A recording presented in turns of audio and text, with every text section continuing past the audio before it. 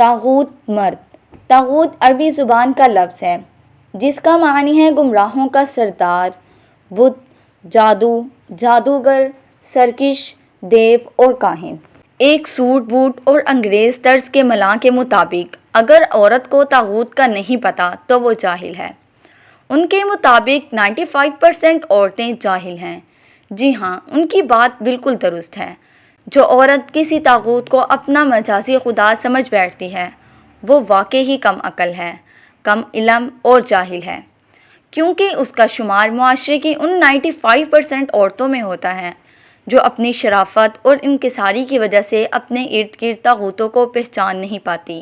جو پہچان جاتی ہے وہ باقی 5% میں شامل ہو جاتی ہے، تو وہ کسی چوک میں اپنے حقوق کا مطالبہ کر دیتی ہے۔ پھر انہی طاغوتی مردوں کے نزدیک وہ بدکار، بد چلن اور 2 ٹکے کی ہو جاتی ہے، کیونکہ 95% عورتیں اپنے ارد گرد طاغوتوں کی وجہ سے اپنی جائز خواہشات کا گلا گھونٹ دیتی ہیں۔ وہ اپنی محبت کا اظہار نہیں کر سکتی تاکہ کہیں کوئی طاغوت غیرت کے نام پر قتل نہ کر دے۔ وہ نوکری پر گھر سے باہر نہیں جا سکتی کیونکہ کسی طاغوت کو لگتا ہے کہ اس جیسا کوئی طاغوت باہر موجود نہ ہو۔ کچھ طاغوت تو پڑھانے کو بھی اپنی طاغوتی طاقت کے خلاف خطرہ سمجھتے ہیں، اور کچھ طاغوت فیصلہ کرتے ہیں کہ ان کی بہن بیٹی اگر پڑھے گی تو کیا پڑھے گی، کیونکہ نقشے کے مطابق کسی فاتح کی فتح تب تک قائم رہتی ہے جب تک مفتوح کو شعور نہ آ جائے اپنی آزادی کا۔ اور ایسی زہریلی ذہنیت ان طاغوتوں کی ہے جنہوں نے نہ جانے کتنی عورتوں کی خوشیوں کا خون کیا۔ کچھ جیلی نما طاغوتوں کے مطابق بیٹی کو اسکول بھیجنا بھی ضلالت ہے، لیکن اسی بیٹی کے نام پر آئے سرکاری فنڈ کو ہڑپ کرنا فرض اول سمجھا جاتا ہے۔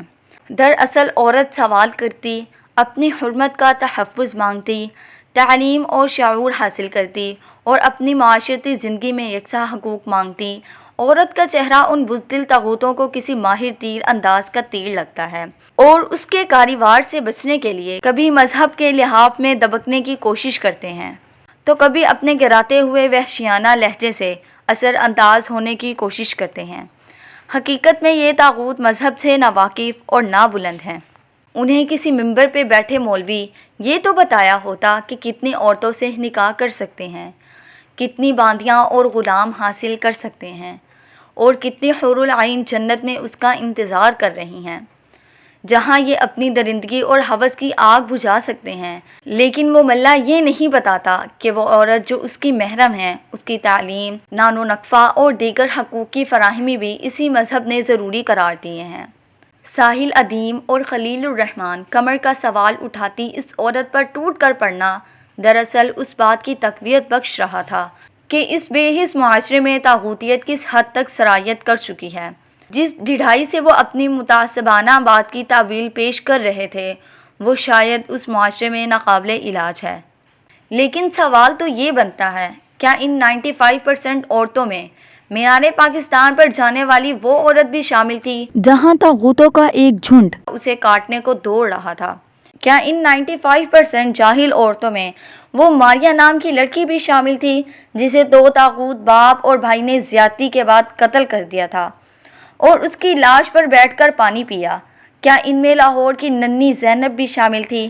کیا ان میں اسلام آباد کی سویرا بھی شامل تھی؟ کیا ان میں وہ کمسن گھریلو ملازماؤں کو بھی شامل کیا گیا جنہیں مالکان کی طرف سے تشدد کا نشانہ بنایا گیا ہے؟ کیا ان 95% میں وہ عورت بھی شامل ہے جس کو لائیو ٹی وی پر ایک طاغوت نے کتے کی بچی بولا؟ کیا ان 95% میں وہ جسم فروش طوائفیں بھی شامل ہیں جنہوں نے کچھ درندے صرف طاغوت اپنی عیاشیوں کے لیے سگریٹ وغیرہ سے ٹارچر کرتے ہیں یا قتل کر دیتے ہیں؟ اور اگر یہ سب شامل ہیں تو انہیں جاہل رکھنے کا صحرا کس طاغوت کے سر جاتا ہے؟ اگر کسی کو ان سوالوں کے جواب معلوم ہو تو مجھے بھی آگاہ کیجیے گا۔ جزاکم اللہ خیر۔